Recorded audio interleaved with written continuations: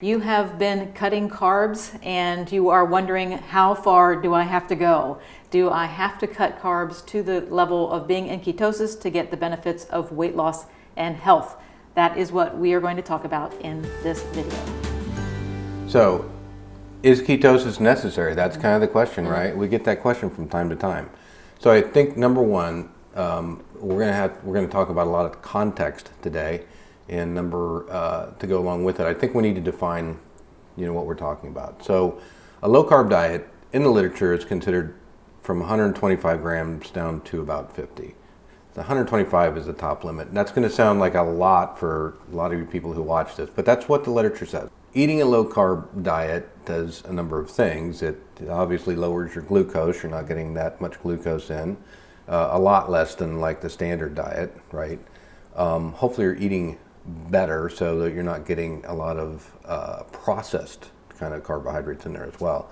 It's going to lower your blood sugar, which lowers your insulin, and that is typically going to help with weight loss. It kind of helps cut cravings, keeps your blood sugar stable, does a lot of good things. And a lot of people have great success in that low carb range. Right. Well, I would be one of them. So again, that's what I follow.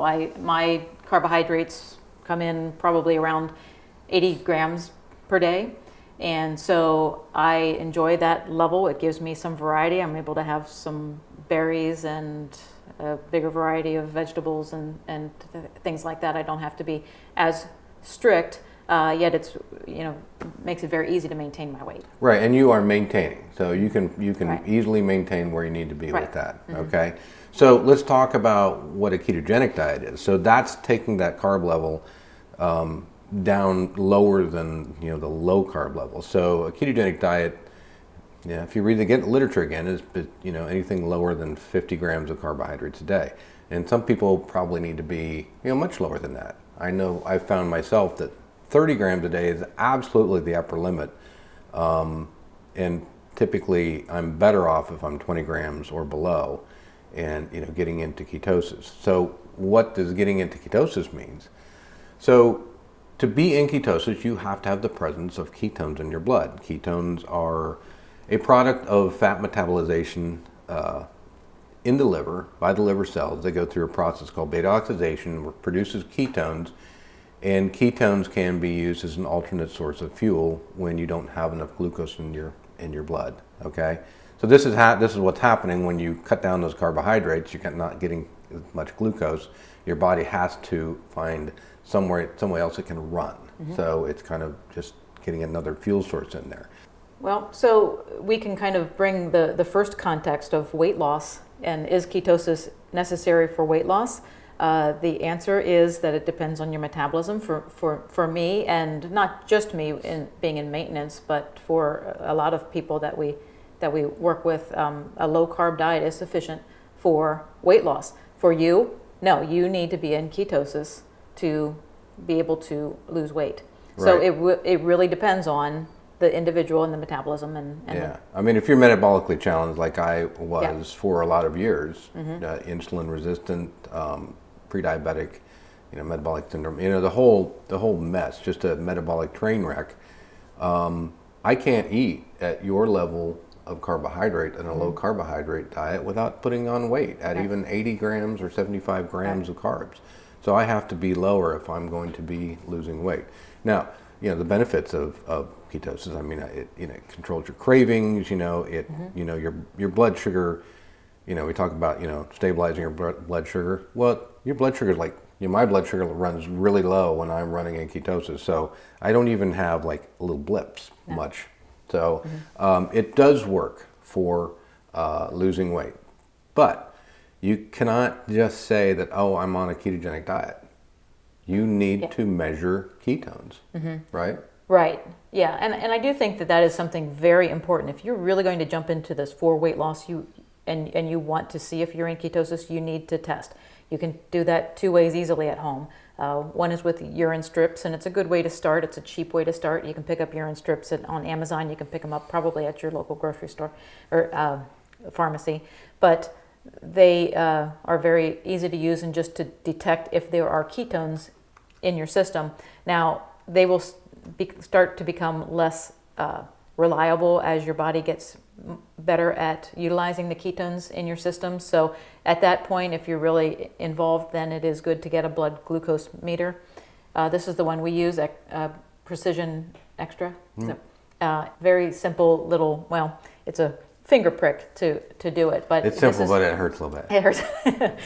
This is how, though, you know if there are ketones circulating in your blood. And it'll give you the result in just a couple seconds. And we actually bought this on Amazon, too. They're not hard to find. Yeah. And, you know, we're not going to go real into depth about the whole process. You talked about, you know, excreting some of the ketones and ketones in the blood. So we've gone into depth on the whole process of ketosis, you know, what's going on, what you're measuring, the different ketone levels, how that all works, in a number of other videos. We don't want to go that in depth today. We just kind of want to answer that question, right? Is it ketosis necessary for losing weight and being healthy? So I think we've answered the first question. It just depends on who you are and what your metabolism is, right? So that's the context. So let's move on to the second thing, right? Is ketosis necessary to be healthy? So if you have watched anything else, or if you've been in this kind of space for a while, you may already know that in the 1920s, they started using a ketogenic diet to treat children with epilepsy. They found that it helped control their seizures, it just made them function so much better. And that's now 100 years ago that we knew that there was something to this, having ketones in your blood and using them for energy. Now, if you fast forward in the past number of decades, they've begun looking at, doing some research, looking at the neuroprotective effect of ketones, especially in the context of Alzheimer's, which we've started hearing it, referred to as type 3 diabetes because there is such a link there, metabolically, but also, anxiety and depression. It turns out that the brain runs really well when the glucose levels are low and the ketones are high. It almost actually is preferentially, burning those ketones. So the second thing that is really interesting that we see from the research is cancer treatment. Now they have, and we should state it right up front that not all cancers are going to respond favorably to a ketogenic diet, but some do, and that's the reason for that is that specific cancers, most cancers run really well on glucose. They proliferate, they grow, they get bigger. They have found that I think the researchers at the University of Pittsburgh actually are doing the research on glioblastoma, which is a type of brain tumor, and they found that the ketogenic diet does slow the progression of those tumors, but that's not right across the board. Yeah, well, and it's just to keep in mind that because there is some promise in this area of research, but cancer is a very complex, multifaceted condition. So to say that you've been diagnosed with cancer and therefore I will now start a ketogenic diet to start the healing process, it would be very irresponsible. It isn't at that place, but there is promise, and there is things that make sense because a lot of the cancers do run very efficiently. The cells run very efficiently on glucose, so cutting out that glucose, cutting out that sugar nutrient is going to be beneficial for slowing their progression. So there are things that make a lot of sense. Right. And so, like you said, it's not a blanket statement, but the research is really, really intriguing. So hopefully that goes forward. So the next thing would be, the anti-inflammatory effect that being in ketosis has. High blood sugar and high insulin levels, very, very inflammatory and damaging to blood vessels and, the system as a whole. So being in a state of ketosis, you are automatically dropping that blood sugar down, which drops the insulin down. You keep it at a low level. My inflammatory markers have improved so much. I mean, I was like a ticking time bomb, and now I'm like, well below like the kind of where the threshold of being healthy is with my markers. So it's a good thing. Yeah. Well, and I will say that the one study that you had shown me, it was with Feynman and Richard Volek. Feynman and Jeff Volek. They were some of the research. Yeah, there was a large group, but they were looking at low carb diets. This was a few years ago, but those attributes for lower inflammation, better insulin sensitivity, lower insulin and glucose, those types of things, were not just for ketogenic diets. Right. They were also showing up in diets that were low carb. So we are getting benefits like that. And I will throw in one more thought here. We have this thing that's been going around about metabolic switching. I think is a term that we're starting to hear more and more in the circles. And what that means is that your body will switch from one fuel to the next. And this is a perfectly natural thing to happen. It's something that you want to happen. It can run on glucose, it can run on fatty acids, some things, not your brain, and it can run on ketones. And when you are metabolically flexible, you are able to move back and forth through those. For instance, for me, I don't follow a ketogenic diet, but I do eat a low carb diet and I practice intermittent fasting. And those things keep my glucose quite low. And so in the mornings, oftentimes if I get up and test my blood, we'll see the presence of ketones. My body is just metabolically switching between the use of glucose and the use of ketones when it needs to. Yeah. It's a little bit irritating for somebody who has such a hard time getting into ketosis. Right. But we'll pass on that. Okay. Yeah. So, one of the last things, and that's not the last thing, I mean, ketones they do a lot of things. They have signaling properties, different hormone processes.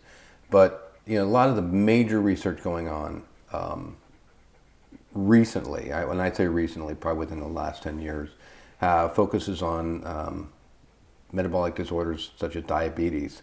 Type 2 diabetes is just running rampant. Non-alcoholic fatty liver disease, again, another thing that's just on the rise, and there's absolutely no reason. I mean, there's a reason behind it. There's no reason for it. Right. So, right.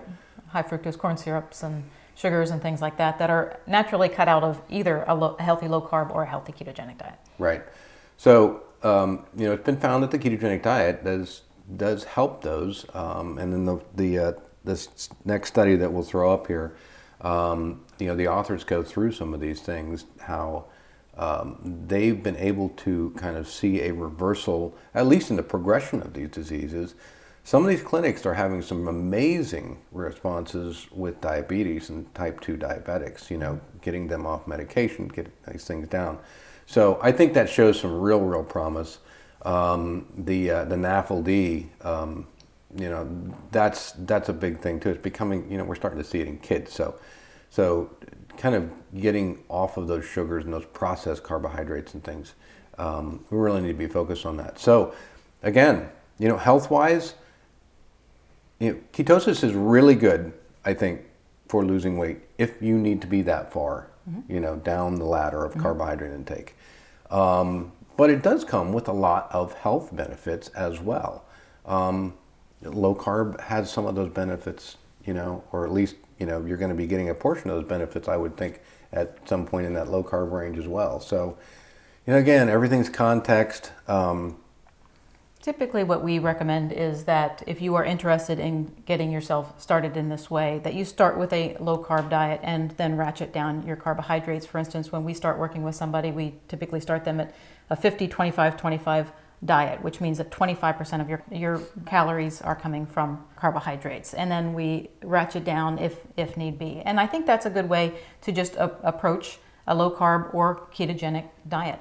And so I hope that kind of gives an answer to, is ketosis necessary? It might be for you if you're looking at weight loss, and if you're looking for additional health benefits, there might be something to getting into ketosis. But if you are just getting started, low carb diet, get started with that, see how your body responds, and go from there. Yeah, go easy on yourself at first. Yep.